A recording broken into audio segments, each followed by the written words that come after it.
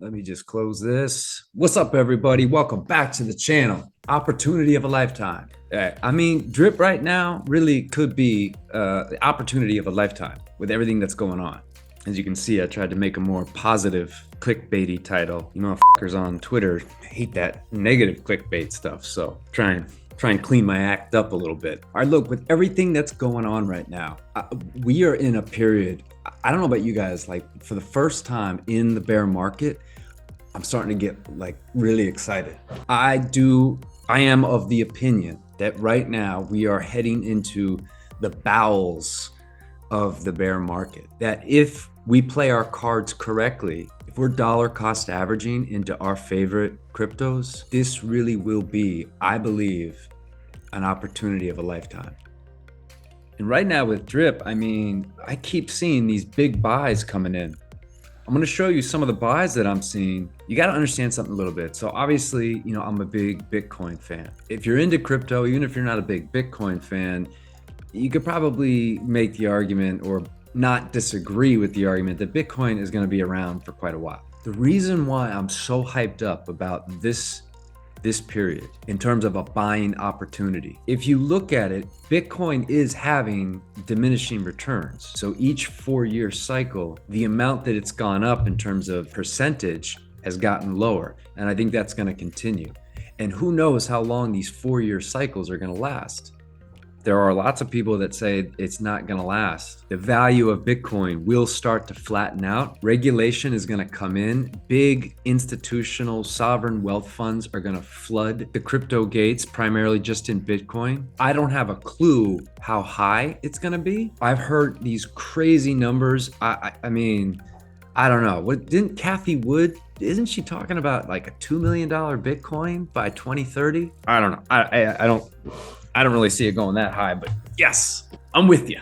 Anyway, enough of that. I'm probably completely giving misinformation on Cathie Wood and the $1 million, $2 million Bitcoin. Point is, it is gonna be, I believe, a very valuable asset. You know, in terms of Bitcoin breaking, you know, the high of 69, I think that's gonna take a while. You know, I mean, maybe you and I we're throwing a few thousand into Bitcoin back when it was 50, 55,000, 60,000.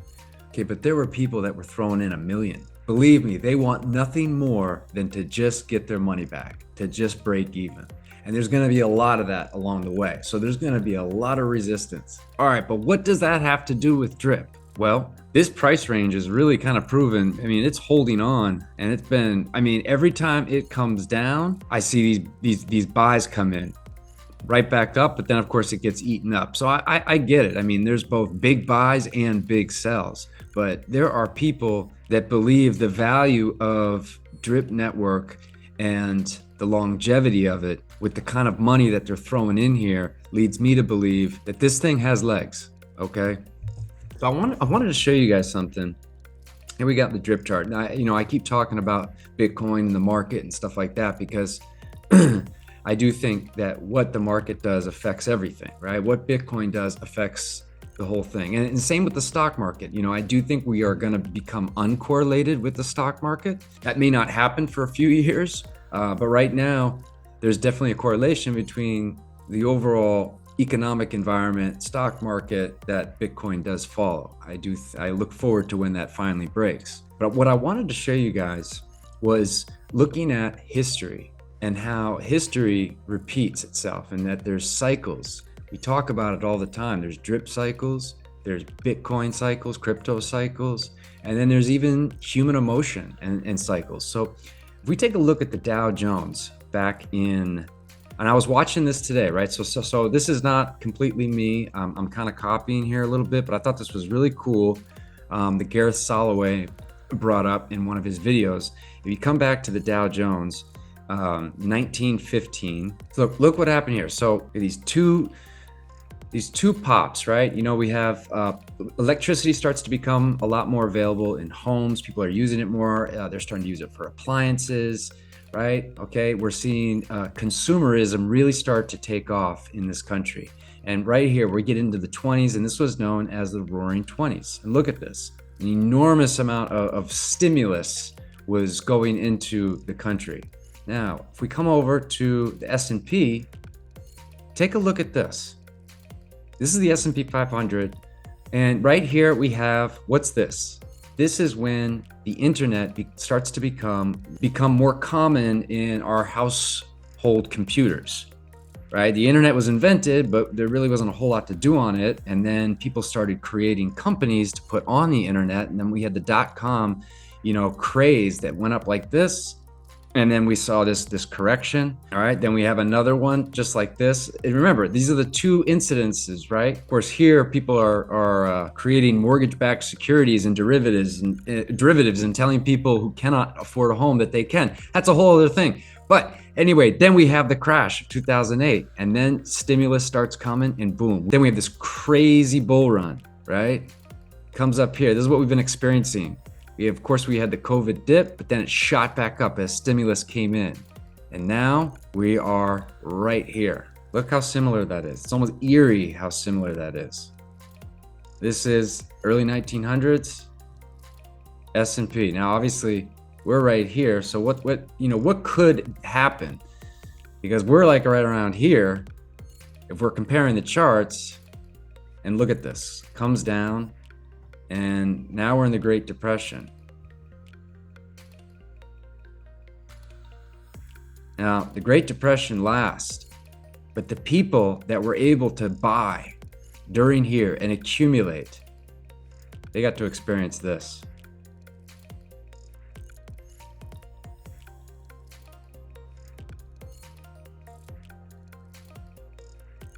Look at that, and it just keeps going.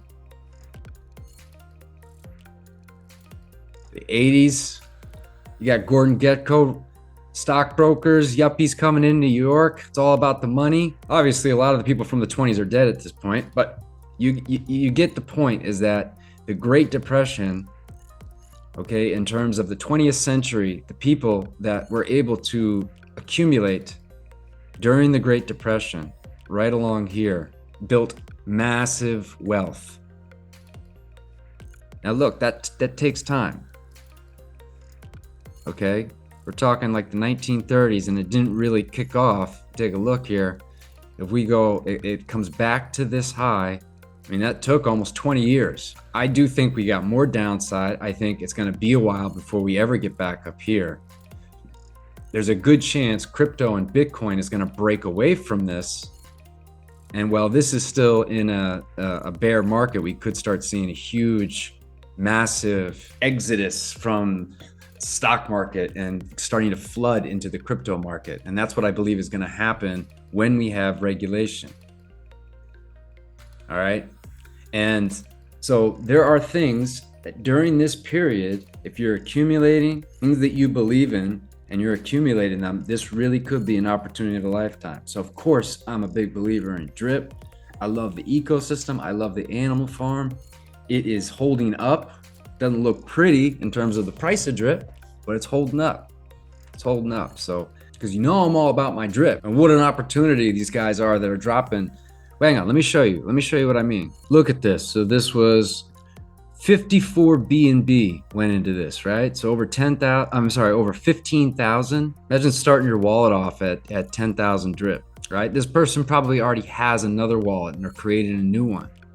They're taking advantage of the low price, and they have conviction that this has got at least another year of being able to collect 1% on your deposits. Think about it. 21 BNB, we got 6,000 in there, right? Another 6,000, 8,000, 13,000, 45 BNB.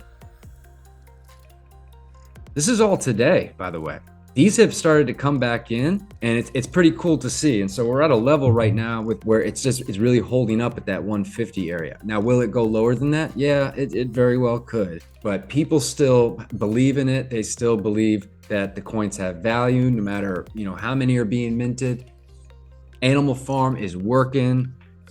There's a lot of exciting stuff in the pipeline. So anyway, thanks for hanging with me this long. Good for you for watching till the end, and I'll catch you guys on the next one.